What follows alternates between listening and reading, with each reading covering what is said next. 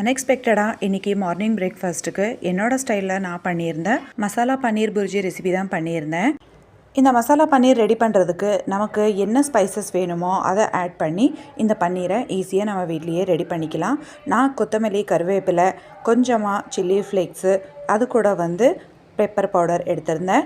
அதை சேர்த்துட்டு அது கூட தண்ணியில் கொஞ்சம் வினிகரையும் மிக்ஸ் பண்ணி வச்சுருந்தேன். அதையும் சேர்த்து இப்போ பாலை திரித்து இந்த மாதிரி பன்னீரை ரெடி பண்ணியாச்சு. இதை ஒரு துணியில் வடிகட்டிட்டு இன்னொரு தடவை தண்ணியை ஊற்றி நல்லா அலசினதுக்கப்புறமா தண்ணி இல்லாமல் பிழிஞ்சு விட்டுட்டு நமக்கு எந்த மாதிரி வேணுமோ அந்த மாதிரி ஷேப்பில் இதை ரெடி பண்ணிவிட்டு துணியை ஃபோல்ட் பண்ணி மேலே ஒரு வெயிட்டை வச்சு விட்டுறலாம். இப்போது 20 நிமிஷம் கழித்து பார்க்கலாம். பன்னீர் சூப்பராக ரெடி ஆகிருக்கும். பாருங்கள் எவ்வளோ நல்லா ரெடி ஆகிருக்குன்னு. இது எந்த சைஸில் வேணுமோ அந்த சைஸில் கட் பண்ணி பன்னீர் மசாலா ரெடி பண்ணிக்கலாம். ஆனால் இதை நான் கையில் தான் பொடி பண்ண போகிறேன். இப்போது புர்ஜி ரெசிபி செய்கிறதுக்காக ஒரு கடாயில் எண்ணெய் ஊற்றி அது காஞ்சதுக்கப்புறமா கொஞ்சமாக கடுகு, சீரகத்தையும் சேர்த்து கடலைப்பருப்பு, உளுந்தம்பருப்பையும் சேர்த்து நல்லா வதக்கி விட்டுக்கணும். அடுத்ததாக கட் பண்ணி வச்சுருக்கிற வெங்காயம், பச்சை மிளகா, கொஞ்சமாக கருவேப்பிலையை சேர்த்து இது பச்சை வாசனை போகிற வரைக்கும் நல்லா வதக்கி விட்டுறணும்.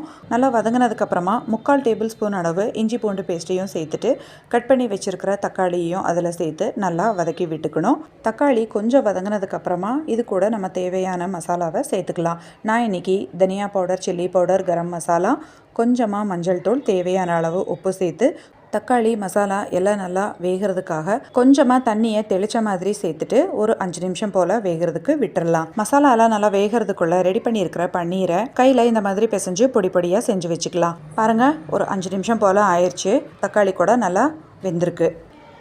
இந்த நேரத்தில் பொடி பண்ணி வச்சுருக்கிற பன்னீரை நம்ம சேர்த்துட்டு கலந்து விட்டுட்டு கடைசியாக கொத்தமல்லி இலையை போட்டு இதை நம்ம சர்வ் பண்ணிக்கலாம். இந்த ரெசிபி நான்வெஜ் பிடிக்காது ஆனால் எனக்கு எக்கு சாப்பிட்ணும் போல் இருக்குது அப்படிங்கிறவங்களுக்கு ரீப்ளேஸ்மெண்ட்டாக இந்த ரெசிபி நல்லாயிருக்கும். நீங்களும் ட்ரை பண்ணி பார்த்து எப்படி இருக்குதுன்னு கமெண்ட் பண்ணுங்கள். அப்படியே நம்ம சேனல் பிடிச்சிருந்தா லைக், ஷேர், சப்ஸ்கிரைப் பண்ணிக்கோங்க. Be safe, be happy. Thank you.